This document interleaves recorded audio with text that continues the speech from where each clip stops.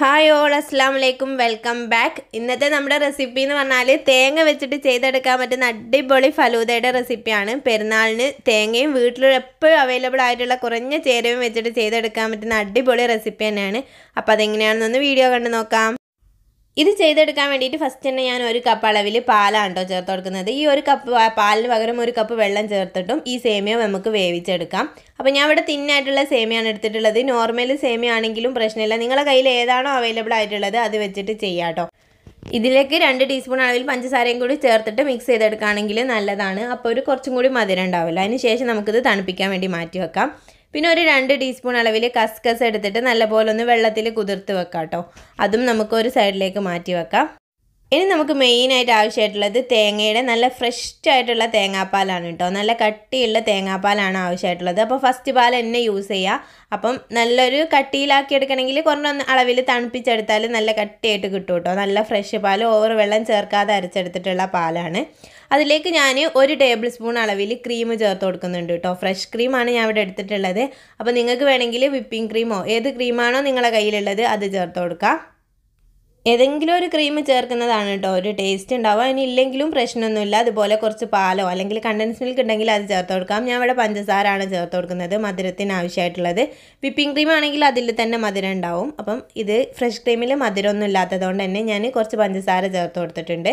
പിന്നെ ഒരു നുള്ള അളവിൽ വാനില എസൻസ് കൂടി ചേർത്ത് കൊടുക്കുക കേട്ടോ. ഇതിൻ്റെ ഒരു ഫ്ലേവർ ഒന്ന് ബാലൻസ് ആവാൻ വേണ്ടിയിട്ടാണ്. തേങ്ങയുടെ ഫ്ലേവറാണ് മെയിനായിട്ട് ആവശ്യമായിട്ടുള്ളത്. ഇനി നമുക്കിത് നല്ലപോലെ ഒന്ന് തണുപ്പിച്ചെടുക്കണം കേട്ടോ. അപ്പോഴേ നമുക്ക് നല്ലപോലെ ടേസ്റ്റ് ഉണ്ടാവുള്ളൂ. അപ്പോൾ ഇതെല്ലാം നമ്മളൊന്ന് എടുത്തു വെച്ചിട്ടുണ്ട് കേട്ടോ. ഇത്രയും കാര്യങ്ങളാണ് നമുക്കിത് സെറ്റ് ചെയ്യാൻ വേണ്ടി ആവശ്യമായിട്ടുള്ളത്. ഈ ജെല്ലി നിർബന്ധമൊന്നുമില്ല, കയ്യിലുണ്ടെങ്കിൽ ഇതുപോലെ കുറച്ച് ജെല്ലി റെഡിയാക്കി എടുക്കാം കേട്ടോ. ഞാൻ ഇവിടെ 2 ഫ്ലേവറിൽ 2 കളറിൽ ചെയ്തെടുത്തുന്നുള്ളൂ. അപ്പോൾ നിങ്ങളെ കയ്യിൽ ഉണ്ടെങ്കിൽ മാത്രം ചെയ്തെടുത്താൽ മതി.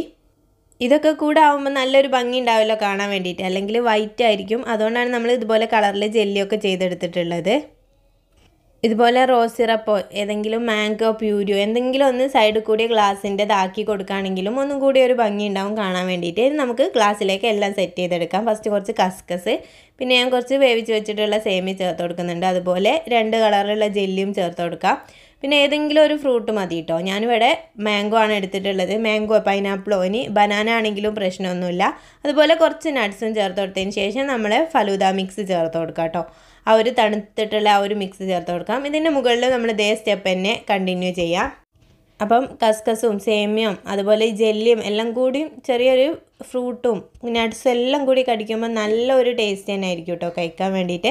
പിന്നെ നിങ്ങളെ കയ്യിലൊക്കെ ഉണ്ടെങ്കിൽ മാത്രം കുറഞ്ഞ അളവിൽ ചെറിയൊരു സ്പൂൺ അളവിൽ ഐസ്ക്രീമും കൂടി വെച്ച് കൊടുത്ത് സെർവ് ചെയ്യുകയാണെങ്കിൽ അടിപൊളിയായിരിക്കും. പെരുന്നാളിനൊക്കെ വിരുന്നുകാരെ സൽക്കരിക്കാൻ ഇത് മാത്രം മതി കേട്ടോ. അത് നമുക്ക് കഴിക്കുന്ന രൂപത്തിലും റെഡിയാക്കിയെടുക്കുക. അതുപോലെ കുടിക്കുന്ന രൂപത്തിലും നല്ലപോലെ ഒന്ന് മിക്സ് ആക്കിയിട്ട് കുടിക്കുന്ന രൂപത്തിലും ചെയ്തെടുക്കുക കേട്ടോ. അതുകൊണ്ട് നമുക്ക് ആർക്ക് വേണമെങ്കിലും ഇഷ്ടപ്പെടുന്ന ഒരു റെസിപ്പി തന്നെയാണ്. അപ്പോൾ എല്ലാവരും തീർച്ചയായിട്ടും ഒന്ന് ട്രൈ ചെയ്ത് നോക്കുക. ട്രൈ ചെയ്ത് നോക്കിയതിന് ശേഷം കമൻറ്റ് ബോക്സിൽ റിവ്യൂ അറിയിക്കേണ്ട കാര്യം മറക്കല്ലേ. അപ്പോൾ അടുത്ത നല്ലൊരു വീഡിയോയിൽ കാണുന്നത് വരെ ബൈ. Thank you.